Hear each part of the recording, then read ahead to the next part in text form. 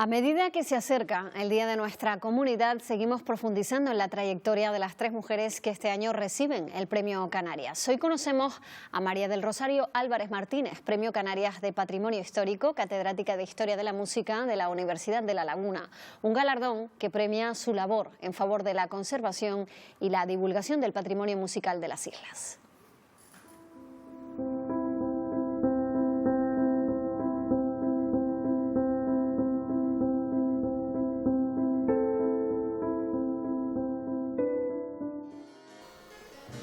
Rosario Álvarez ha dedicado gran parte de su trayectoria al rescate, conservación y divulgación del patrimonio musical de Canarias a través de la creación de archivos musicales, primero en el Instituto de Estudios Canarios y después propiciando el depósito de músicos destacados en el Archivo Histórico Provincial.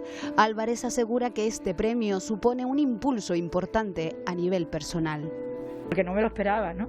Y entonces, pues para mí ha sido una gran alegría y es un gran impulso y es para poder seguir trabajando en lo que me guste y en lo que sé hacer. Sus investigaciones y tenacidad han sido esenciales para la recuperación del patrimonio sonoro de Canarias. Miembro de la Real Academia Canaria de Bellas Artes desde 1985, ha ocupado diferentes cargos dentro de su junta, incluyendo su presidencia.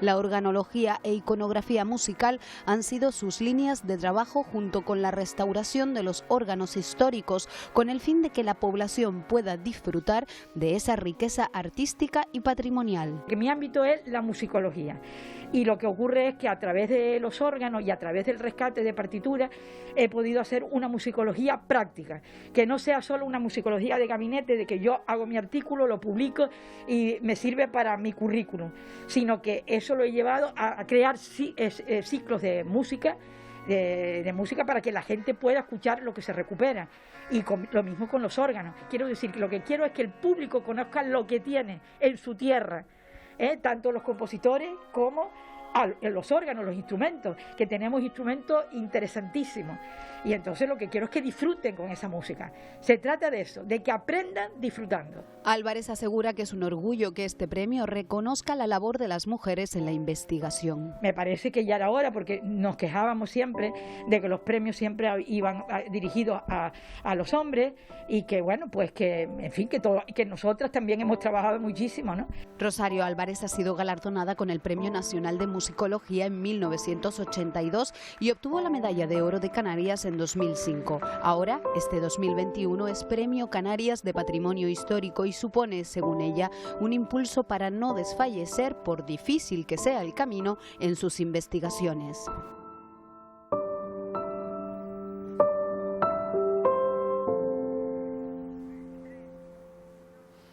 Bueno, pues tras este breve repaso por su historia, vamos a charlar ya con ella. Saludamos a María del Rosario Álvarez Martínez. ¿Qué tal? Enhorabuena. ¿Qué tal? Buenas, muchas gracias y buenos días. Buenos días. Sí. Ya era hora, decía usted en ese vídeo, ¿no? Sí. Parece mentira que tengamos que insistir en que son 3 las mujeres premiadas con el Premio Canarias en esta edición, pero al fin y al cabo hay que decirlo, ¿no? Sí. La verdad es que ha sido una gran satisfacción, porque las otras 2 premiadas pues son amigas mías y hemos coincidido pues tanto en la universidad como el caso de Maribel Nasco en la academia, ¿no? En la que somos compañeras, y entonces, bueno, pues realmente estamos exultantes. Claro. Sí. ¿Cómo fue el momento de esa llamada del presidente del gobierno? La llamada fue, yo estaba liada con un problema que tenía con la organización de un concierto, ¿no? Porque el pianista que tenía que venir me llamó para decirme que tenía un familiar con COVID y que no podía, y entonces en ese momento me llaman por teléfono y me dice: ¿es usted doña fulana de tal? Sí, sí. Dice: perdone un momento que voy a pasarle con el presidente.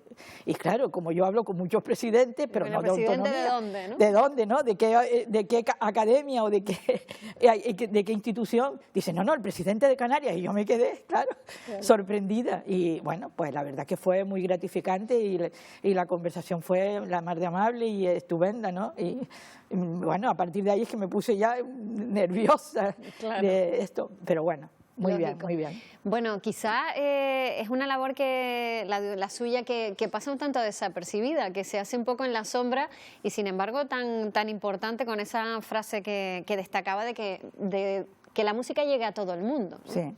Sí, es que la música está hecha para todo, no solamente para los músicos, pues, como la gente, es que yo no entiendo de música, perdona, la música no está hecha para los especialistas, está hecha para todo. Y yo en mis clases, a lo largo de los 40 y tantos años que llevé en la universidad, pues lo que procuraba es que la gente aprendiera a escuchar música y a disfrutar de la música. Claro. Y luego, al mismo tiempo que iba aprendiendo, pues conocimientos sobre compositores, sobre estilos, sobre las formas musicales y sobre una serie de elementos que forman parte de todo el conjunto.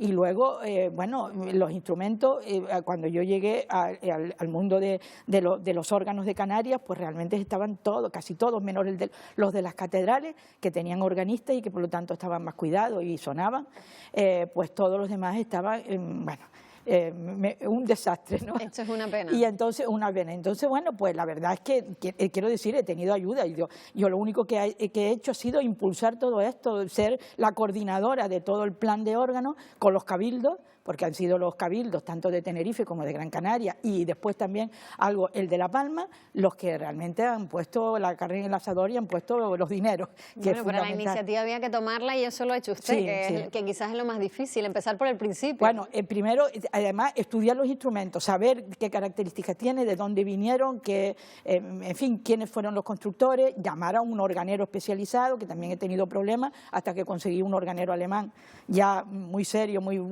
bueno, que a él también le gustaba investigar, es decir, que cuando ha restaurado un instrumento no lo ha hecho para salir del paso y para cobrar una cantidad, sino sencillamente ha investigado los elementos del órgano, tal, y bueno, a mí me parece que se ha hecho una gran labor aquí en Canarias. Es más, somos el asombro de la península, de los organistas que han ido pasando por aquí. Me dicen, es que lo que se ha hecho aquí en Canarias, de verdad, en ninguna otra región, es verdad que se han restaurado muchos instrumentos en Castilla-La Mancha, en Valencia, en Cataluña y de tal, pero realmente con el rigor y con el cuidado y el mimo con el que se ha hecho aquí, pues la verdad es que pues no.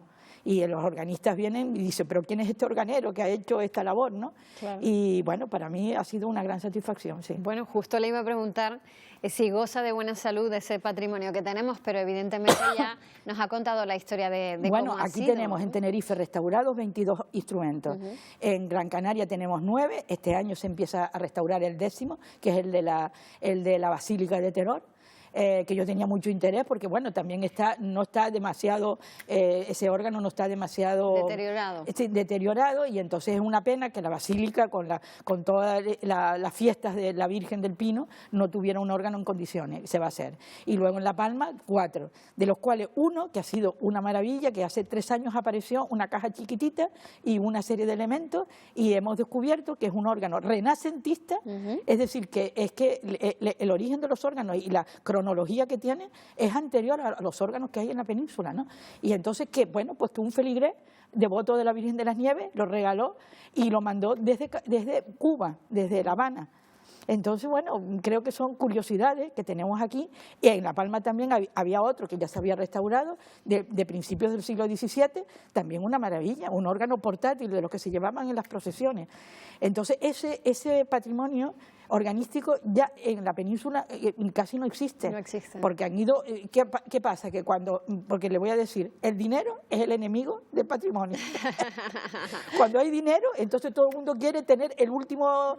Claro, lo más nuevo, ¿no? Exacto. Y entonces el viejo lo tiran, lo hacen desaparecer y tal. Y entonces allí, bueno, pues nosotros en las islas hemos descubierto en todos los campos de la historia del arte que como no hemos tenido ni guerra de la independencia, ni guerra civil, afortunadamente, pues aquí se han conservado una serie de obras de todo tipo, ¿no?, que en la península quizá en otras ya han circunstancias no se podían haber conservado. Exactamente. Claro. ¿Y hay herencia aquí para seguir con esa labor que usted ha iniciado? Porque claro, estamos hablando de un trabajo de muchos años que requiere mucho tiempo y, como decía usted, energía y paciencia. Sí, ¿no? Porque además hay que ir a los archivos, hay que investigar, yo he publicado muchos artículos, unos 25 sobre órganos. Ahora mismo estoy haciendo uno sobre el último órgano restaurado, el de Arico, la villa de Arico, ¿no? Entonces, quiero decir que hay que ir acompañada con una documentación. Claro. Es decir, no es alegremente, bueno, este es el instrumento. Y entonces hay que estar bueno, pues trabajando y asesorándose con otros investigadores sobre esto, ¿no? Claro. Le decía que si hay herencia para seguir rehabilitando, vamos a ver, estamos en ello. En estos momentos el Conservatorio Superior de Música de Canarias tiene 3 alumnos. Uno de ellos, que es un fuera de serie, que es Juan Luis Bardón, que va a terminar ahora sus estudios superiores, pues realmente es una persona que va a ser un buen organista, ya de hecho lo es, ¿no? Y después hay 2 personas más que también. Pero realmente me preocupa en este momento que no hay alumnos en la fase, en el grado medio.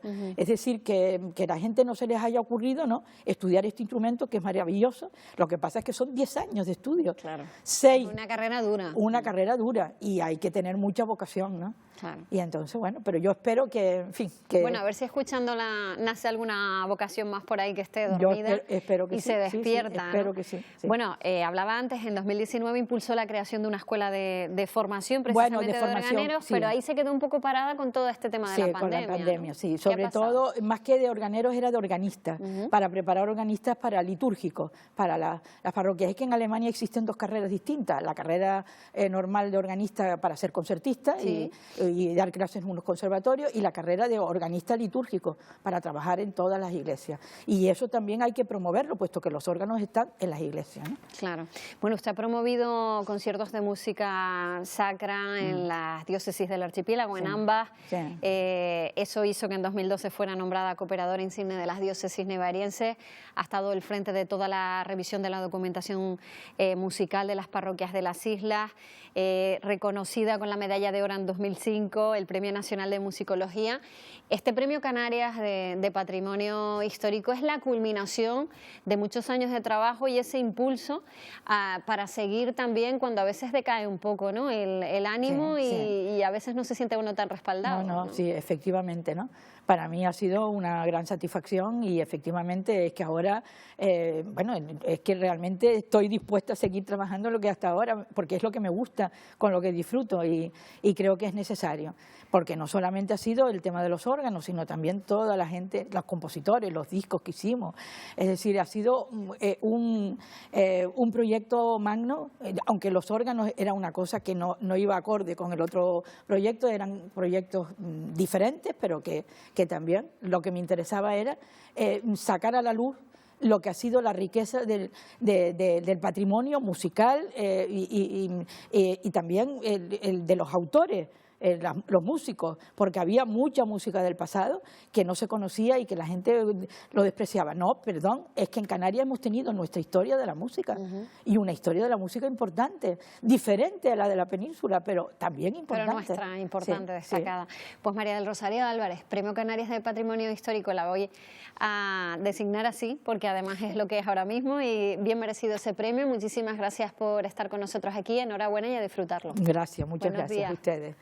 Y vamos a seguir con más asuntos, porque Naviera Armas cumple 80 años al servicio de los canarios. Su contribución a la cohesión de nuestro territorio la ha valido para recibir la Medalla de Oro de Canarias. Su transformación y adaptación a los nuevos tiempos han sido una constante en estas 8 décadas, y con un futuro por delante marcado también por nuevos retos. El proyecto de Naviera Armas zarpa fruto del visionario lanzaroteño Antonio Armas Curpelo. En 1941 comienza a transportar mercancías entre islas. Decide empezar con aquellas motonaves y navíos que había en aquel momento, a transportar a la mano, con puntales, con los medios que había tecnológicos y operativos de aquella época. Pero es en 1995 cuando cambia su rumbo. Es una compañía meramente de carga hasta ese año, en el que se incorporan 2 barcos que ponen la habilitación para pasajeros, y es un cambio que revoluciona completamente no solamente nuestra empresa, sino también el concepto del transporte marítimo en Canarias. Desde entonces navega imparable de la mano del actual presidente de la compañía, Antonio Armas Fernández. Tiene un plan de incorporar un barco por año desde el 2003 hasta el 2011, en el que se incorporan incluso algún año 2 barcos de nueva construcción. Buques en los que transportaba cada año 7,5 millones de pasajeros antes de la pandemia, con una flota de unos 40 barcos. En 2018 adquiere además Transmediterránea, convirtiéndose en la principal naviera de España. Somos la única compañía en el archipiélago, conectamos todos los destinos. Muchos de los destinos no solamente por un puerto, sino por varios.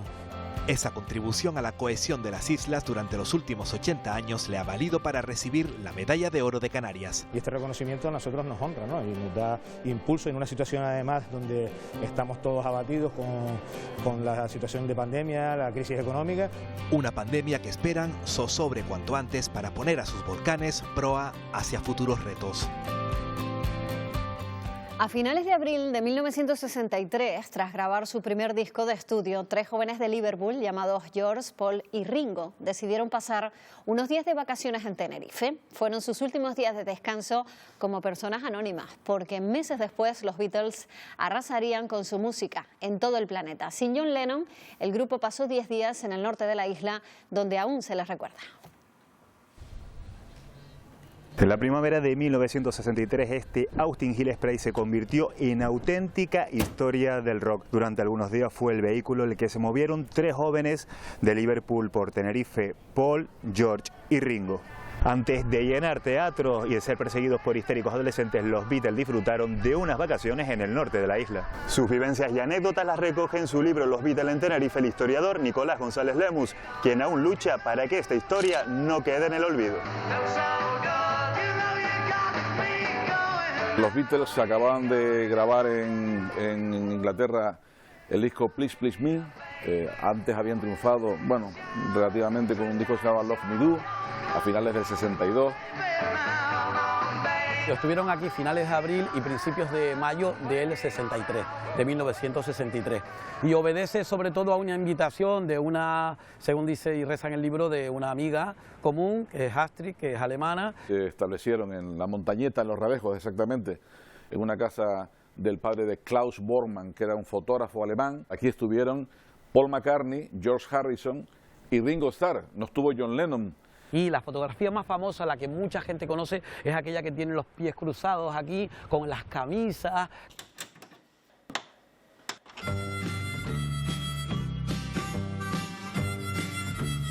Un tal Guillermo se había enterado de que los Beatles iban a venir o vinieron a Tenerife. Y bueno, fuimos al puerto de la Cruz y tal, pero no sabíamos que estaban en Los Realejos, que era donde realmente se hospedaron en casa de Klaus Bormann. Y casi Tenerife y Puerto de la Cruz es famoso por acabar con uno de los Beatles antes de ser famoso. Porque Paul McCartney, pues en la playa de Martianes se estaba ahogando prácticamente, que él intentaba hacer aspavientos y que ni Ringo ni George se daban cuenta. Y el hombre quedó traumatizado por aquel incidente en la playa.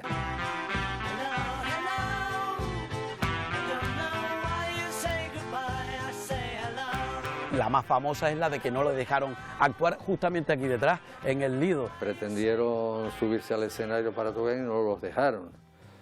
Que como que eran unos bichos raros. La autoridad pertinente en aquella época, que estamos hablando de la dictadura, pues no lo permitió. Mis padres me mandaron a Inglaterra para lo típico, a un colegio para aprender inglés. Amigos que teníamos cuando salíamos, que habíamos hecho, oye, que para ir a ver a los Beatles, Me empezaron a entusiasmar y digo, pues venga, pues vamos y tal. Total que nos fuimos a Londres.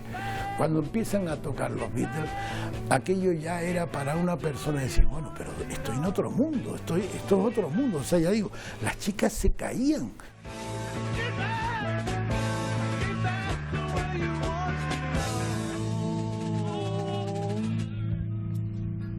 Pues también dejaron su huella en Canarias los Beatles. Cuando hablamos de producción de energía eléctrica, siempre nos imaginamos grandes centrales termoeléctricas. Hoy les vamos a contar un pedazo de la historia de Canarias a través de un barco que acabó convertido en central eléctrica, el Nuestra Señora de la Luz, y que durante años iluminó la casa de muchos canarios, entre ellos los de Lanzarote.